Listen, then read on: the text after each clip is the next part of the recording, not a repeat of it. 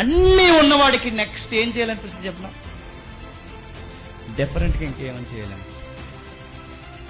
మనుషులు ఎలా చెడిపోతారంటే అన్నీ చూసేసిన తర్వాత, అంటే డబ్బు చూసేసి, సుఖం చూసేసి, అందాలు చూసి, అన్నీ చూసిన తర్వాత ఇంకా అంటే ఇక లోపల దేవుడు, అంటే వాడి మనస్సులో దేవుడు లేకపోతే నెక్స్ట్ వాడికి ఏమనిపిస్తుంది అంటే ఇంకా ఏమన్నా చెప్పండి. చూడాలనుకున్నప్పుడు తుపాకీ తీసుకున్నాడు, పరిగెట్టి మూగజీవులు కాల్చాడు, హీరోయిన్లు అందరిని పిలిచాడు, ఆడే కాల్చి ఆడే వండేసి పెట్టాడు. తర్వాత పోలీసులు దొరికాడు, ఇప్పుడు సుప్రీంకోర్టులో కేసు నడుస్తుంది. ఎందుకు అలా చేశారంటే డిఫరెంట్గా ఏదన్నా చేయాలి. అందుకని అడుగుతున్నాను, జెఫ్రీ ఎప్స్టీన్ అడుగుతున్నాను. డబ్బు చూసేశాడు, పేరు చూస్తాడు, పవర్ చూస్తాడు, ఆడవాళ్ళ అందాలు చూస్తాడు, అన్నీ చూస్తాడు. ఇంకేం చూడాలనుకున్నాడు? ఆడు తినలేని ఏమి లేదు, అన్నీ తినేస్తాడు. ఇక వాడు తినడానికి ఏమన్నా ఉందంటే మనిషి మాంసం ఉంది, అది తిన్నాడు.